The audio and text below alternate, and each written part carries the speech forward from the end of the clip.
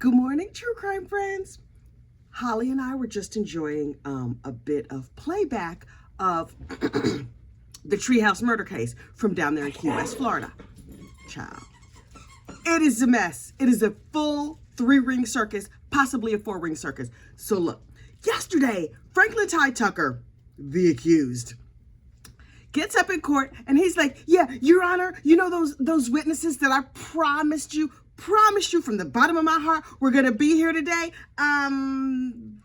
They're not here. And the judge was like, I'm sorry, what now? What? Remember when I told you they had to be here or you were gonna be in big trouble? That meant they had to be here. And he was like, right. Let's see what happened. And the judge was like, I've had enough. We're just gonna move on to the next phase of the trial. And Ty was like, but wait. Franklin Tyrone Tucker is an idiot. And the more he talks, listen, hang on. You know I done talk my throat dry. When this case began, I was like, okay, maybe the police don't have anything on this dude, and maybe he's being wrongly accused. And then he did his opening statements, and I was like, okay, oh boy, might get acquitted. Ow!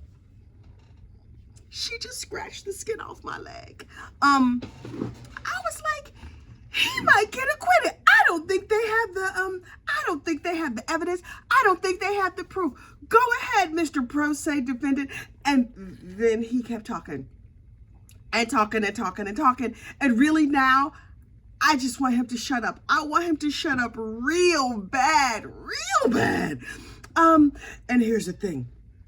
If you are just following this case on Court TV, you get one view of Ty Tucker. And frankly, he's not doing that bad.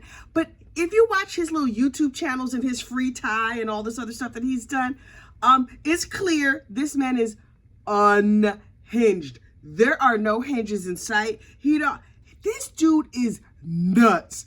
He's legit crazy. Now listen, when they said to him, yes, sir, we can offer you time served and you can just go on with your happy life and live over there with your butler and your very rich wife and whatever. And he was like, nah, what I want to do is roll the dice and stick it to the man and show you that you're wrong and I'm right.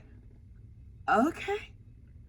That is a choice. And maybe he's standing up for justice for other people who don't have the money to go ahead and fight this fight. Okay, that's great. I'm worried that Mr. Tucker has made this case his entire personality. I mean, it's been 6 years, 7 years, however long it's been, and he's obsessed with this case. And you would be too if this was your life on the line. Okay, I get it. But Mr. Mr. Tucker, sir, I'm worried about his sanity. He and his very rich wife are estranged. I can see that, because who would want to live with this madman? This dude is nuts. So finally he was like, wait, instead of going to closing arguments, I will take the stand. And I was like, oh, well, this is going to be delightful. So he gets up there and he takes the stand and he tells the story of what happened. Only he does not recall. It's not that he doesn't recall like little bits and pieces of it. He doesn't recall any of it. None of it. Because it was Fantasy Fest, whatever that is. And he was imbibing in some alcohol and some marijuana and some of the fine assortment of crack and other drugs that they have in the area. So it has absolutely been confirmed. Every single person in this story was high on crack when it happened. The dude who got unalived was high. Mr. Tucker, well, Mr. Tucker said he was so drunk on other stuff, he's not even sure if he was smoking crack. But he's like, crack. Sir, there's a lot of things in my life I don't remember. I don't know what I had for breakfast yesterday. I don't remember my children's birthdays. I mean, I did the most important part. I was there. I gave birth. Well, I got to remember numbers too, right? That is how I roll. That is my cross to bear, and my children know who I am, so it's fine. You know what I know for sure? I've never smoked crack. Hey, Kathy, did you smoke crack? Nope. Was there any crack? Nope. It's like, I'm not living in the crack questioning zone. Was he crack curious? Did he want to smoke crack and couldn't find any? Did he usually smoke crack? Was he a purveyor of fine cracks in Key West? What is happening in Key West? In my mind, Key West was a series of islands that were not like super built up. There were some fancy houses, and then there was just some like sand and boats. I did not realize that there was a colony of unhoused and a Burger King and a CVS. Apparently that's all that's there, because this crime takes place in a tree house that's not a tree, above a house that's not a house. There are apparently plentiful trailer parks. Who knew? And people living on boats. Not yachts, just boats. You just live, like, is it a rowboat? Is it a houseboat? What you do when it rains? I have so many questions. But they have, this Treehouse had apartments. There was a warehouse that had apartments. When I was a kid, my dad said he wanted to be a beach bum. And I was like for a career? And he was like, all he wanted to be was a beach bum. Now, in reality, he was a cop. But his theory was he would be a cop for however many years, he would take his pension and then go be a beach bum. And I was like, I thought beach bums were things that happen in like the cartoons or whatever. Apparently it's a lifestyle that involves crack, and lots of it, down there in Key West. And this dude was like, I was building boats and then I was just sailing around and doing whatever. All right, sir. So he gets on the stand, he tells his story in the narrative fashion. He was a single dad, he raised his child on a boat while homeless. Where was you living, sir? He lived on a boat. Was he homeschooling the kid? I have so many questions. But he was like, I had a 14-year-old son at the time. That means his child is good and grown. He's like, my daughter was born down here. Who was sleeping with this man?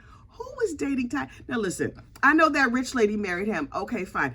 But did the crack scramble his brain? Did too much sun, is his brain sun bleached? I need to understand what's happening.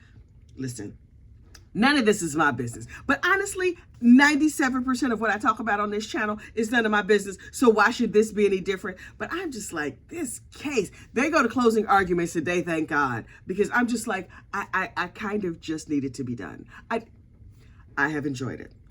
I have loved every minute of it. It has given me a lot to talk about. But the amount of drug, I'm getting like a contact high. Can you get a contact high off crack?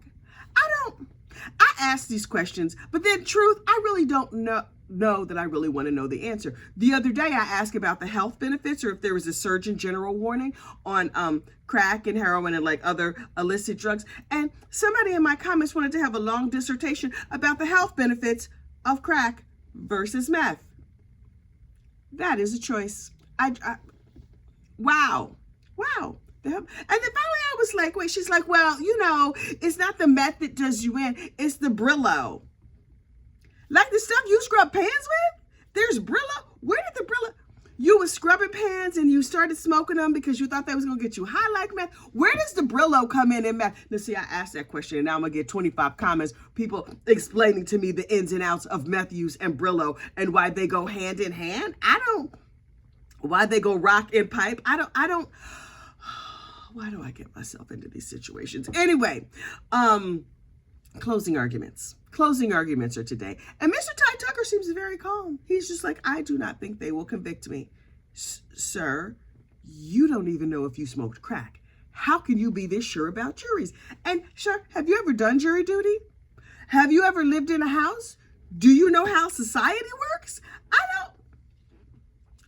I'm a skosh concerned. But truthfully, if Mr. Tucker was comfortable living in a tree and living in a warehouse and sleeping in the sand and doing whatever else, he probably gonna be fine if he goes to jail. Now, do I think he should be convicted? I don't know. Initially, I was like, no, absolutely not. He's doing a good job. Now, I just think he's nuts. And it's not that I don't care about other human beings. I care a lot about other human beings. This dude, I don't care what happens. I just don't. If he gets acquitted, I'm going to be like, yeah, that seems right. If he gets convicted, I'm going to be like, yeah, that seems about right. Child, I don't know. And I'm not going to worry myself. You know, I got things to do. I have a job. I have dogs. I have a mortgage to pay. I have have things in my own life to take care of. So, Mr. Ty Tucker, good luck with your closing argument. Oh, yeah, I'm going to watch it today, although I have a couple of meetings today, so I might miss it. But, I'll watch it on the replay. I'm going to be there and I'm going to clown you and I'm going to make fun of you and I'm going to wish you the very best of luck. I hope you get to go home to your very rich wife of the CrossFit heiress or whatever she is. Something tells me that marriage is not going to work out and you probably going to end up back there in Key West sleeping on the beach, not knowing what narcotics you have imbibed. It's none of my business. Listen, last night I made what could be considered an ill-conceived video. I may have made some statements here on the lovely YouTubes that could potentially get me banned. And so I had to put them in the members only space because halfway through my rant, I realized I may have been advocating the unaliving of others. But let me explain to you what happened because it really was not my fault. See, what happened was phone calls from prison. We love phone calls from prison. Oh, I'm nosy and I love that channel, phone calls from prison. Phone calls from prison came out with a phone call between Ernesto Williams, Shirley Strawberry's husband, and his best friend. By way of background, Shirley Strawberry is the sidekick of the Steve Harvey Morning Show. She is married to this man, Ernesto Williams, who goes by the nickname Nesto. Unclear how he got that name, but that is his nickname. Nesto has a lifelong best friend, Dre. Him and Dre were in prison together 30 years ago. Dre has gotten his life together. He's a business owner. He's doing his thing. So Nesto had kept trying to call his wife from jail, and she had had enough of his mess, like you would. Because I would be, look, you only got to call me from prison once before I'm done. I'm not that ride or die kind of chick. I'm just not. You going to prison? So sorry to hear about it. Anyway, so Nesto had kept trying to call Shirley, and she was not taking his calls. So Nesto was like, Dre, can you get Shirley on three-way because she sees it's your phone number calling. She'll pick up. She's not picking up for me. And so Dre is like, okay, get Shirley on the phone. And it's like, Shirley, this is Nesto. You two, you need to talk about some marital issues. Go on and talk. And so Nesto is giving Shirley an ultimatum. How you calling me from prison giving me an ultimatum? I'm sorry, what? He was like, you need to make a decision now. Is this relationship going to continue or not? Blah, blah, blah, blah, blah. He goes off on Shirley. And she, for once, got a backbone and she was having none of it. And she ultimately gets off the phone. After that phone call, Dre called Nesto back to get up in his ass.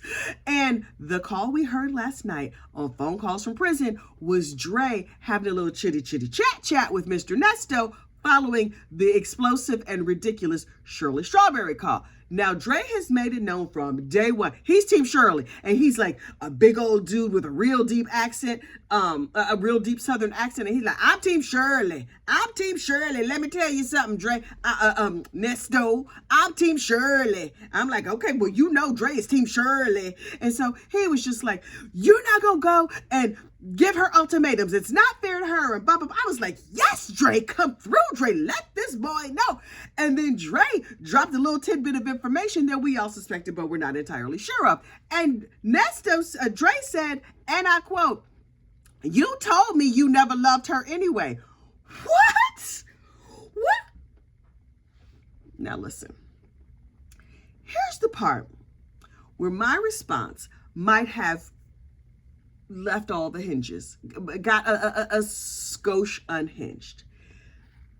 Dre, who is a very good friend and a good person, is saying to his friend on Beyonce's internet, oh wait, you told me you never loved Shirley anyway.